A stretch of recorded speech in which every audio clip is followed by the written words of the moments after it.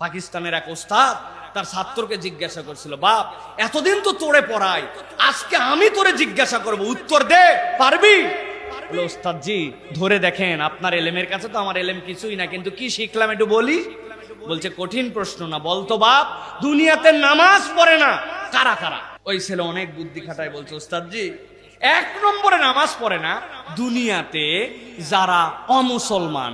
চিৎকার করে বলতে হবে, অমুসলমান কি নামাজ পড়ে? হিন্দু ভাইরা নামাজ পড়ে, খ্রিস্টানরা নামাজ পড়ে, তাহলে কে এক নম্বরে নামাজ পড়ে না? অমুসলমান। বলছে, বাহ দারুণ বলছিস তো, এবার দুই নম্বরটা বল। বলতো, ওস্তাদ জি দুই নম্বরে দুনিয়াতে যারা অজ্ঞান আর দুনিয়াতে যারা পাগল এরা নামাজ পড়ে না। অজ্ঞান লোকের উপর কোনো নামাজ আছে? এর হুঁশই নাই, এর ব্রেনই ঠিক নেই, এর নামাজ কি? যদিও কিছু পাগল উল্টা পাল্টা পড়ে, কিন্তু এটা নামাজ হয় না।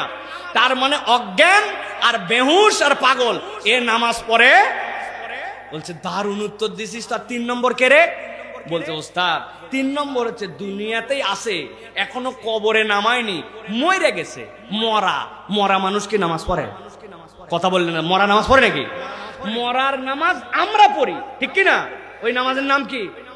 জানাজা। তাহলে ওস্তাদ বলছে, সাংঘাতিক উত্তর দিছিস তো বাপ। তাহলে এক নম্বরে নামাজ পড়ে না কে? সবাইকে বলতে হবে কে? অমুসলিম। দুই নম্বরে অজ্ঞান, দুই নম্বরে, তিন নম্বরে মরা। বলেন তিন নম্বরে।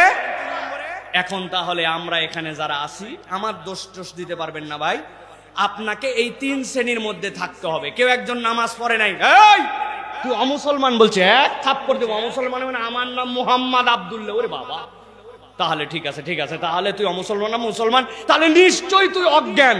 বলতে, তোর কি হুঁশ তোর আছে না নাই? ব্যাক কল, তোর সাথে আমি মুখে মুখে কথা বলতেছি, আমার অজ্ঞান বলিস কেন? বল তুই পাগলা। বলছে, কিল দিছি দিছি কিন্তু। আর এক কথা বাড়ালে, কিসের পাগলা? ও তাহলে তুই পাগলও না, তাহলে তুই মরা। জিন্দা মানুষ আমি দাঁড়ায় আছি, তুই মরা বলিস, তাহলে তুই যে নামাজ পড়লি না। এই তিন শ্রেণীর বাহিরে হলে তো তোমার নামাজ আছে, আর তিন শ্রেণীর মধ্যে নামাজ নাই। কথা কি বুঝা গেছে? তাহলে আমরা কি এই তিন শ্রেণীর ভিতরে আছি না বাইরে আছি? কারা কারা ভিতরে আছে হাত উঠাই। কারা মরা, অমুসলমান, অজ্ঞান, কারা কারা দেখি এই জায়গায়? ও সবাই আছে, তাহলে সবাই নামাজ পড়েন তো ইনশাআল্লাহ।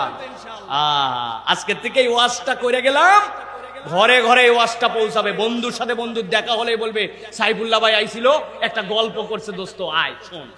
পারবেন এই গল্প করতে? মনে থাকবে তো ইনশাআল্লাহ? আর কোনো ডোজ দেওয়া লাগবে না, বাকি ডোজ ওই বুঝে খা, সারাদিন বুঝবে। দেখা হলে আবার ওই গল্প বলবেন, ওর সাথে যদি নামাজ না পড়া দেখেন আবার ওই গল্প। বিরক্ত হয়ে আপনার দিকে হয় নামাজে আসবে, নয় আপনার থেকে দূরে যাবে। যে কোনো একটা, শয়তান সাথে নিয়ে ঘোরার দরকার নাই।